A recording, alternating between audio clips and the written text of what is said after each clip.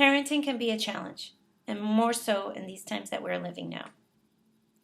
I will be sharing with you 10 tips to hopefully make your practice more successful and more fun.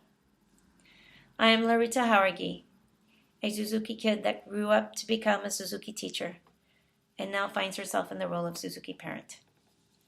I find that this role is the hardest. My first tip for you is to find the ideal time for your child to practice. It will most certainly be a challenging session if your child is hungry or tired. For my daughter, we found that 1 o'clock in the afternoon worked best.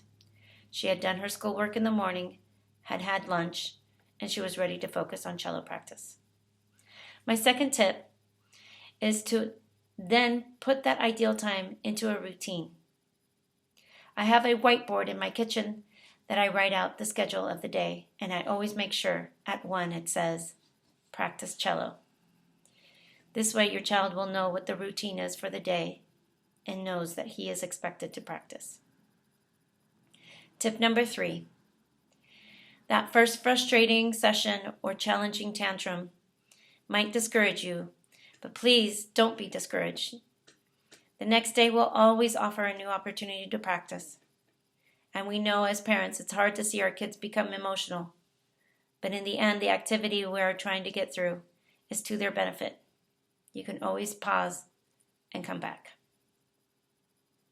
Tip number 4. Try to give corrections in the positive tense. We often find ourselves telling our kids what not to do, but it's best to tell them what it is you want them to do. To give an example, instead of telling your child to not rush, tell them to slow down. If there are focus on technique, you can use either colored pieces of paper or colored popsicle sticks. Have them pick one, and it might say, play with round fingers. Play with good posture. This way you can give corrections in a fun, positive way. Tip number 5. When your child masters the new piece or masters the challenging passage they were working on, jump up for joy, do a happy dance, give them a hug. It is important that you show them how excited you are at them getting that small passage or new piece under their fingers. That will certainly motivate them to take on other challenges. Tip number 6. Be consistent and articulate your expectations.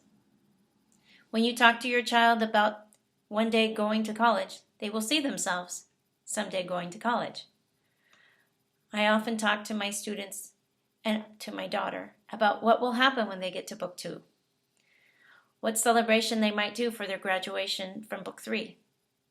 I also like to give out tassels. Colored tassels that you can put on the instrument, and each color represents a book. This way they look forward to graduating and see themselves in the future collecting all of the tassels. Tip number 7. Allow your child to play their instrument on their own terms. You can have them have fun. Figure out a new song. Make up a new song. Or just do what they want to do on their instrument first. With my daughter, I would let her make up her song to start the practice, or challenge her to learn Happy Birthday. Tip number 8, make it a game. You can find templates of board games on the internet. They may look like this. Most of the boxes are empty. You can fill them with fun things like hop on one foot or assignments from your most recent lesson. This way, the practice literally becomes a game. Tip number 9.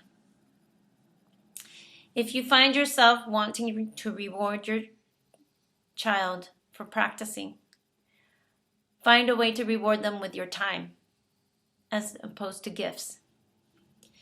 My daughter often asks me if I have time to play Monopoly with her, or she wants to do something with me. And I found that was the best reward I could give her for having a practice. Once we get done with this practice, we can play a game with Mom, or we can read a book. The time that you give your child is much more rewarding than any tangible gift that you could give them. And finally, tip number 10. Remember, your child will only have fun playing their instrument if they feel they are successful at it. And the only way they can become successful at playing their instrument is if they practice. Thank you, and I would like to invite you to visit my website to find more ideas at suzukistumptown.com.